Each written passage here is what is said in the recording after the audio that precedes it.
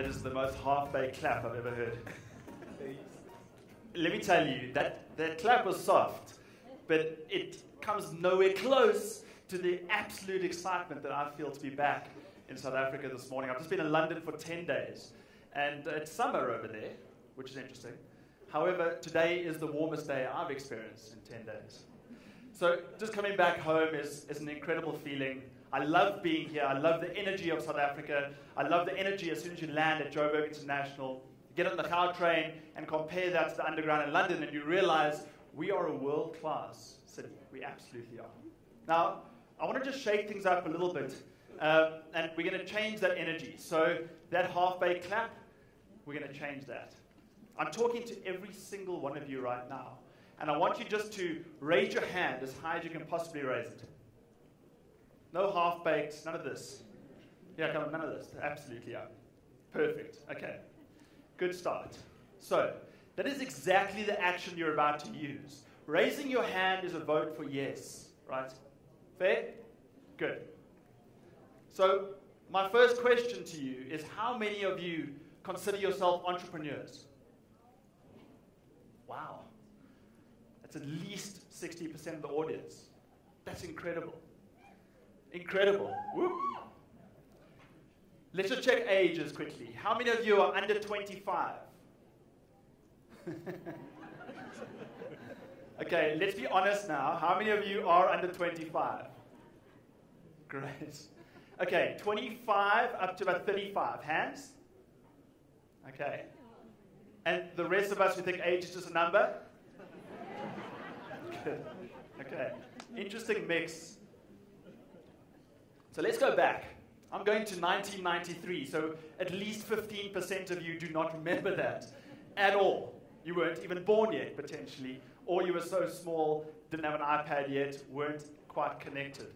But at that point in time, I was in Form 2, which if I need to translate that for the guys between, there's a bit of a nod there, if I need to translate that for you between the ages of 25 to 35, that is standard 8. And for the rest of you, what is that? Grade 9. Grade 10. You see, that shows my age, right? So it's a long time ago. And I was standing up in front of Mr. Epstein's class. Mr. Epstein was our guidance counselor. Our assignment was to say, what do you want to do with your life?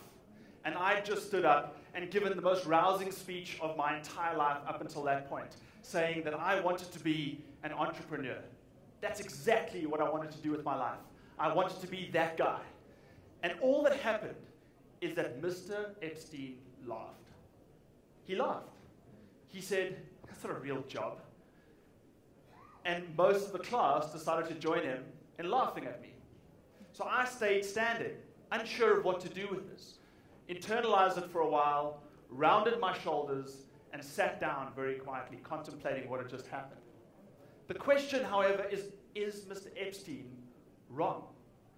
Were my classmates who laughed at me wrong? And the reality is they weren't. Being an entrepreneur isn't cool. It definitely wasn't when I was saying I wanted to be an entrepreneur. That was the thing you said when you had no other way of explaining what you wanted to do with your life. That was the thing that you said when you weren't sure that you wanted to become a doctor, an accountant, or a lawyer, fit into any one of the three above. That was the thing that you said when you weren't sure what your future would look like. And I had to go away and really think about this for a long period of time. And as I went and did that, we had 1999, which if any of you remember that, a few of you that do, that was where the internet went ballistic. People were selling pet food online and valuing their businesses at $1 billion. Imagine that. Didn't we miss that? Did anyone catch the .com pre-bubble? Did anyone make any money on that? No hands. Okay. Because, guys, it wasn't real. It was false valuations, exciting things that didn't mean anything to anyone else. But it was driven by these entrepreneurs, these people that were trying to make that million, trying to carve out a new opportunity to find gold in river. And that was our opportunity to go and do that. But it was a lie. It was fool's gold. But somehow we've had a tail end of this. The tail end is that entrepreneurship suddenly became cool. Now, if you go into a school and you chat to anyone and you say, what do you want to do with your life? They talk about being entrepreneurs. And let me tell you, it still is true. Mr. Epstein's reaction was right. Being an entrepreneur isn't cool. It also isn't a job. Being an entrepreneur is a discipline. It's a mindset.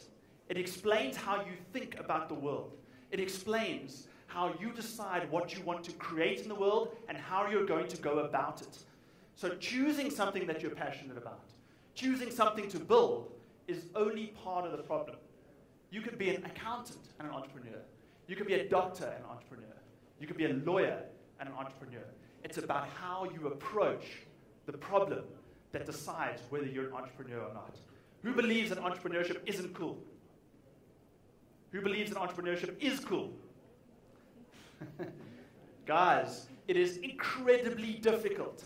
Being an entrepreneur is the hardest thing you will ever do. You will sacrifice relationships. You will give up time. You will not see your friends. You will not see family. That is what happens when you're an entrepreneur. You give up time to will something from nothing into existence. So let me tell you right now, internalize that.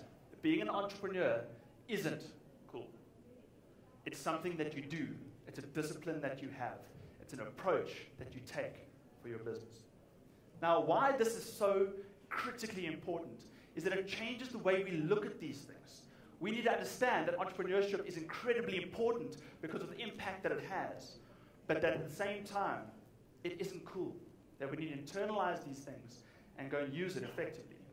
And if we use it effectively, this is the impact that we have on South Africa as entrepreneurs, as small business owners, as people willing things into existence. We make up 91% of formalized businesses in South Africa. That's staggering. It's incredible. We employ 60% of the workforce. Peter said that just now. It's critical that SMEs succeed in order for this to continue. And most importantly, we contribute 34% of the GDP of South Africa by the work that we do all the time. So right now, any entrepreneur, anyone who runs or owns or is part of an SME, just give yourselves a clap for that exact stat. Half-baked. Let's do that again. Give yourself a clap for the impact you have on South Africa. Critically important, the work that you do every single day, the effort that you take, the time that you just take away from your family, from your friends, that you commit to doing these things. That is the impact you have on South Africa. So continue to do these things. Except here's my big worry. If 91% of formalized businesses are SMEs, run and driven by entrepreneurs, why are we only contributing 34% of the GDP? That number should actually be higher. And there's a very specific reason for that. A problem called failure. And this is another thing that happened pre-2000, 1999. Suddenly this whole thing about failing fast and failing often was cool. And it was a thing that you did. If you read any book on entrepreneurship, that's exactly what they talk about, failing. You should fail. You should fail. You should learn from that failure and go and do that. Except that we broke it. We suddenly didn't understand what the underlying reasoning was for this. We suddenly started going, well, if you fail, it's part of the thing. That's one of those things you do. No, it's not one of those things you do. The intention there is that you learn from every single process that you go through. So if we had to decompile this, and this is why our business exists, this is why we are where we are in just 9 months, so we didn't approach building a business the same way. And here's the reason. Everyone does it based on a goal. They all say, my goal is to build a business. My goal is to do this cool thing. My goal is to create this product and get it into the world. My goal is to have 1 million customers. But it's broken. Goals don't work. Systems do. The system that we use has helped us to get to where we are today. Let me give you a quick example of a goal versus a system. Who's done a New Year's resolution at the start of this year? Hands. Come on, don't be ashamed.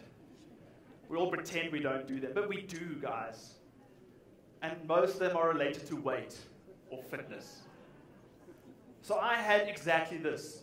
About a year ago, or previous New Year's, I said, I'm going to lose a couple of kgs. That's why I'm wearing a jacket today. I'm hiding those. I have to do that again. But I said, I want to lose a few kilograms. I want to get a bit fitter. I want to keep a trim around the middle. And I had a goal to do that, which failed dismally. Because I had no way of getting from where I was to where the end point was. I had no understanding of what those steps were in between. And the reasoning is I didn't have a system.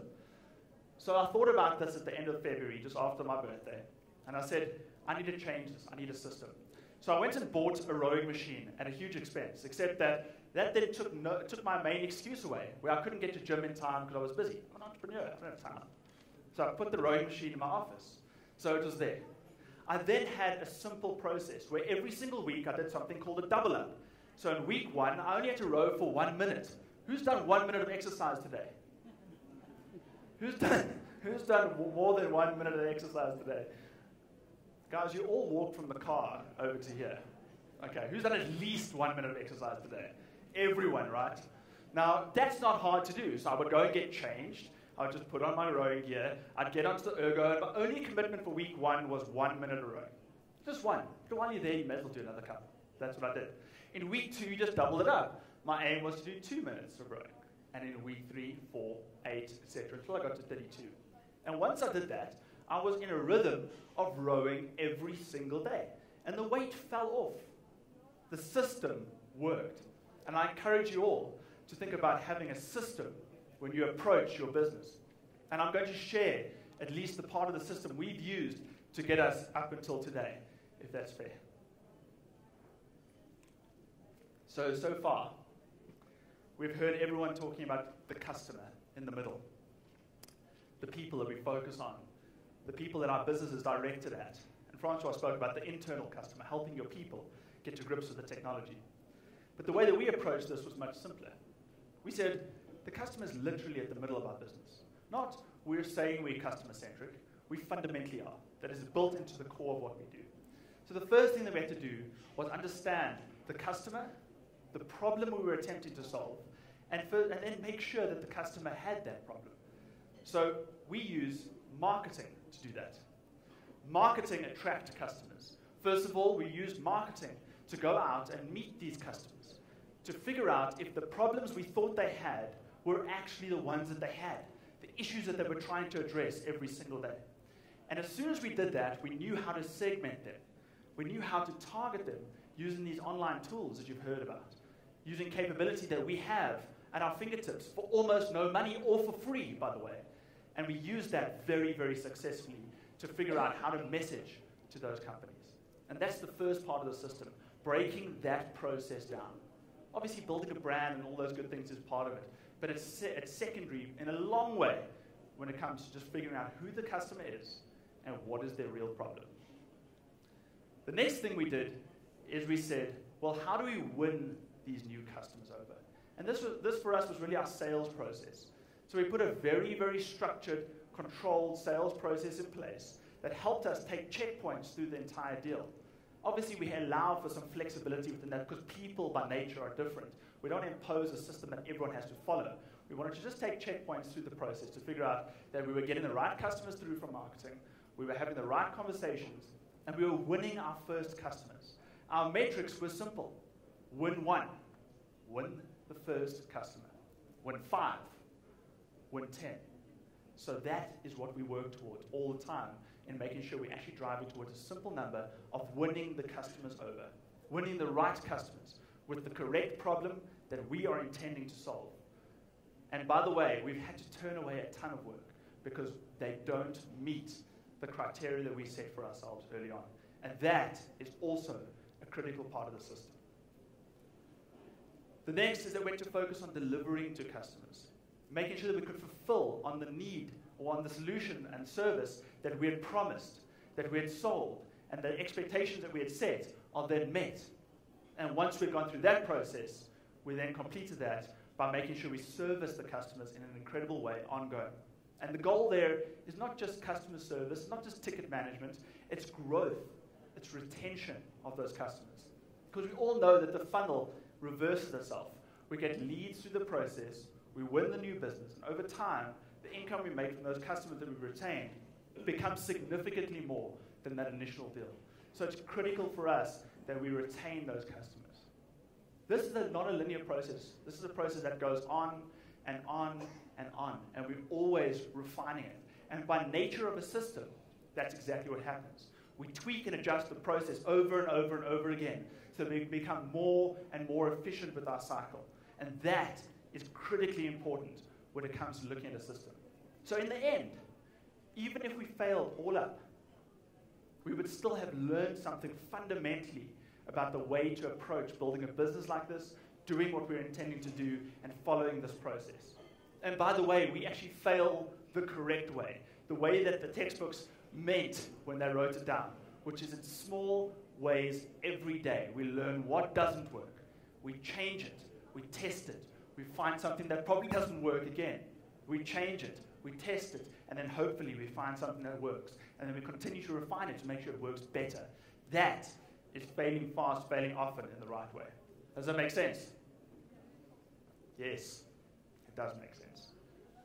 Now, this is interesting, because if I'd done this exact presentation to you 4 or 5 years ago, I would have had an initial slide talking about the technology, talking about how to approach building this, how to get your small business service set up, how to deploy all that software, who to go to, how to manage your accounting systems, how to figure out your CRM system, all of this core stuff that is so critically important to a small business.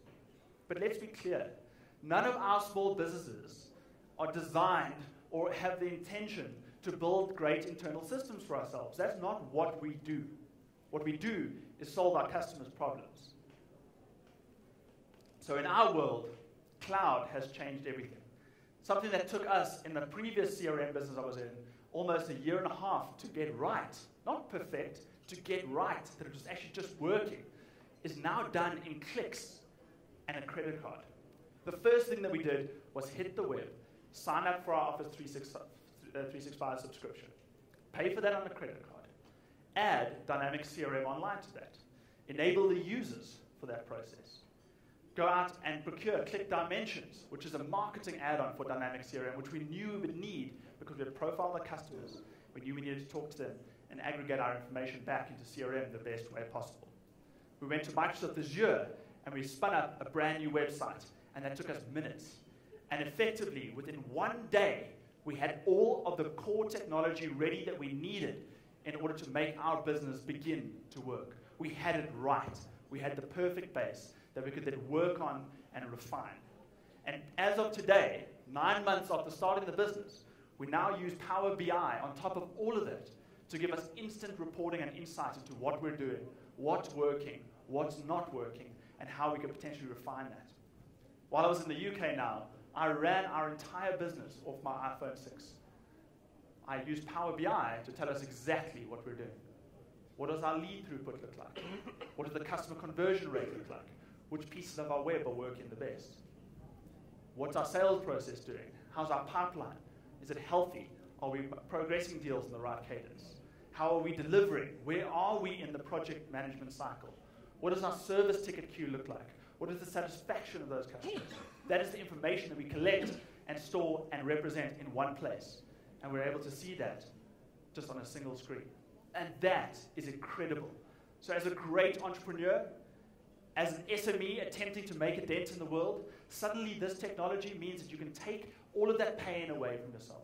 Begin the process in the simplest way, get the foundation right, and build the business that you intend to see in the world. Deliver the services that you intend to deliver, and create the products that you hope will change the way that people do business forever.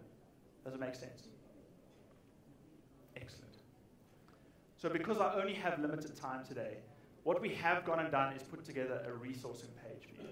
We have written tons of custom pieces of content which are all designed to help you understand CRM better, to understand your maturity model, to understand where you are in the cycle. Because, by the way, you don't just buy CRM and have CRM. You're somewhere in the maturity cycle and in the ongoing journey towards ultimate analytical CRM, where your system tells you what to do next based on what you've taught it, based on the algorithms that you've set up and structured. So if you go to the crmteam.com/modernbiz-event, you will receive all of that information on a single page. Now, as we begin to close out, what's important here is that the information I've given you, the simple system I've shown you, which we can dig into in more detail if we have more time at some stage, you're welcome to come find me, is fundamentally driven by an entrepreneurial mindset.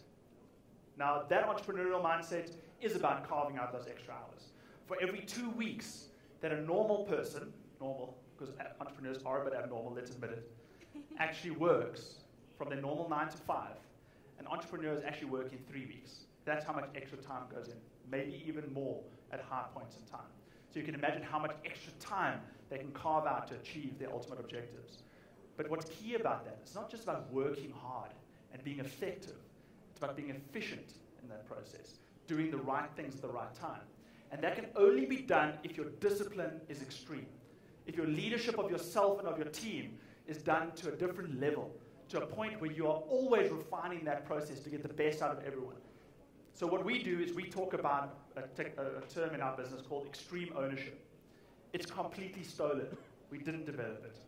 We stole this from 2 Navy SEALs. Maybe not the best guys to steal things from. But by the way, they've written a book, so it's publicly available. It's called Extreme Ownership, How Navy SEALs Lead and Win. And this is a book that you all have to get. You have to read this, regardless of whether we give you one, because we are giving away a few signed copies of that, or whether you go to Exclusive Books, pay the premium price for the import, or get onto Audible, but it is an audiobook, or onto Kindle and download that, and get hold of this book and understand how to lead yourself and how to lead others. It's a critical, critical thing. We'll be bringing Jocko and Leif, the 2 Navy SEALs, out in February. If you'd like to attend that, you can drop your details in there. But as the rest of the conference rolls out, there are incredible sessions for ERP, for CRM, and a dedicated SME track. The dedicated SME track is talking about 2 main topics over today and tomorrow. We're talking about access to funding, because you need funding to drive these things the correct way. And we're talking about access to markets. And by the way, if you get that system right, the circle, it's easy to have investment conversations. If you get that circle right, it's easy to make sure that when you access the markets, you're learning quickly to figure out if it's the right customer base for you. So I encourage you to attend those. Attend the specific CRM tracks, attend the Dynamics ERP tracks, and attend the SME track as you would need, and enjoy every single one of those. I'm Paul Slade. You can reach me on Twitter at the CRM guy. I'm the CEO at the CRM team, and it's my intention to build a system that will help us to create the CRM business of the future. Thank you very much.